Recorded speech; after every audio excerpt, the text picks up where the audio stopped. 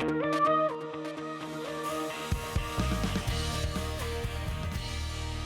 to Mom Matters, created by moms for moms. Today we're talking about friendship after children and why connection can feel, well, different and sometimes harder in this season of life. So joined right now by my friends Shannon McGuire and Tony Hodge.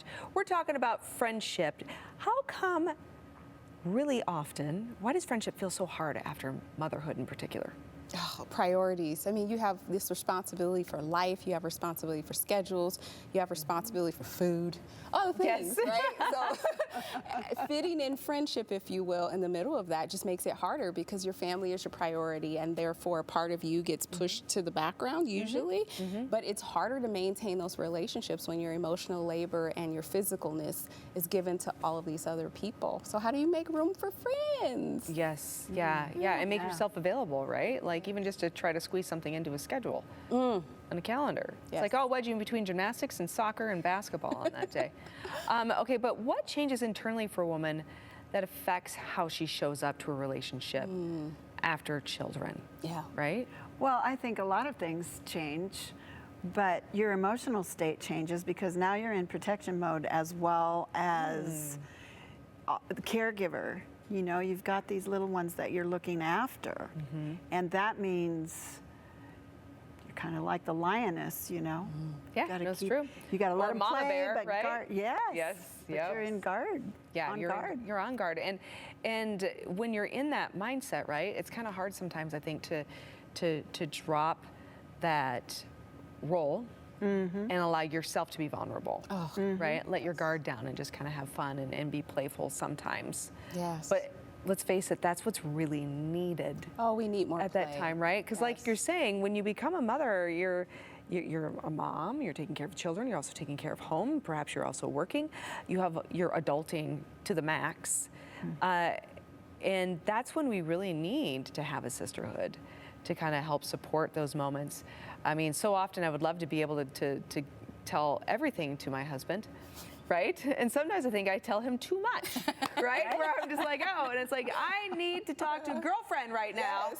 You don't understand what I just said. Yes, exactly.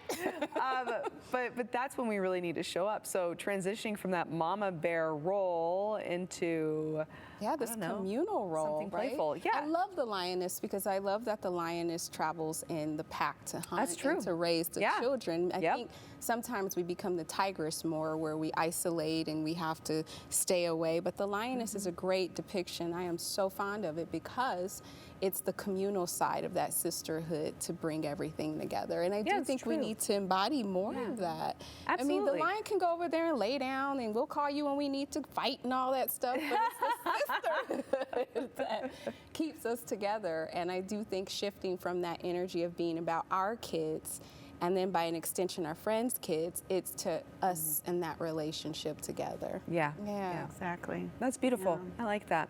Okay, so let's face it though, we do tell ourselves stories. We get in our heads when it comes to meeting other moms.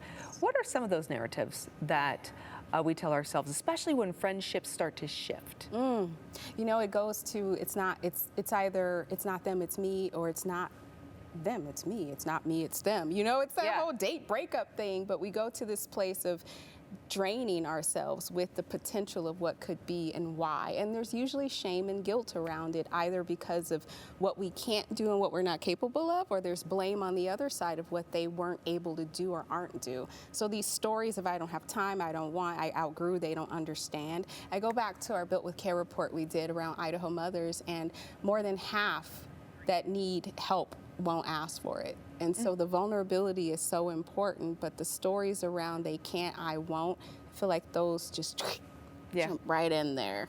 Well, and I think there sometimes is a worthiness piece to that. Yes.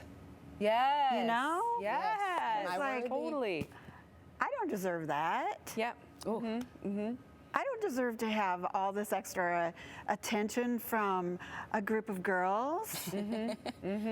Yep, I don't deserve to go and have fun. Yes. I don't deserve some me time. Yes. Yep, the worthiness. I am worthy of this, and I'm worthy of also having that. I can have my cake and eat it too. How about that? Exactly. Yeah, what's the point of having cake if you can't eat it? I just never get it. Like, Yes. Exactly.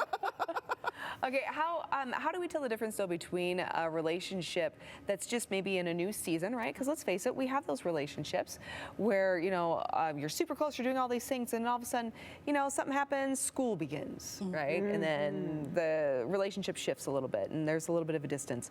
How do we know when it's just a new season like that, or if it really is something that is just starting to expire, if you will?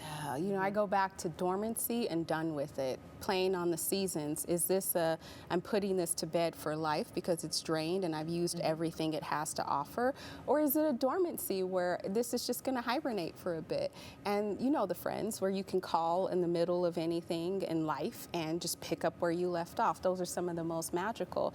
But the done with it relationships, you kind of just know and feel it. You leave that conversation or energy feeling drained by that person or your role in it, versus the ones that are dormant, you're like, I just don't have the space now. And there's a mutualness to that where you're going, okay, we'll check in when, not, you're not here for me right now, then I'm done with you. Yeah. Like, whoa, where did that come from? Yeah, that's high school. Yeah, right?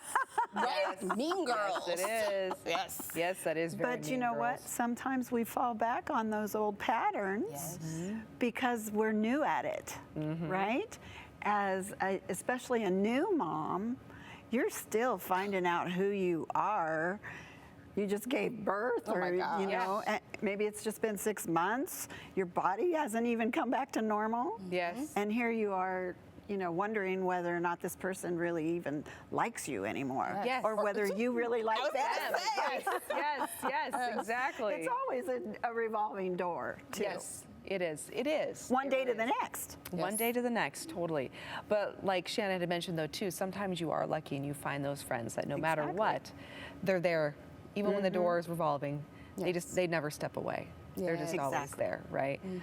Okay, so if this conversation hits home, we go even deeper only on KTVB Plus, and we talk about outgrowing relationships, we talk about reaching out and building connection that fits your real life. So you can download KTVB Plus for free and watch the full Mom Matters episode there.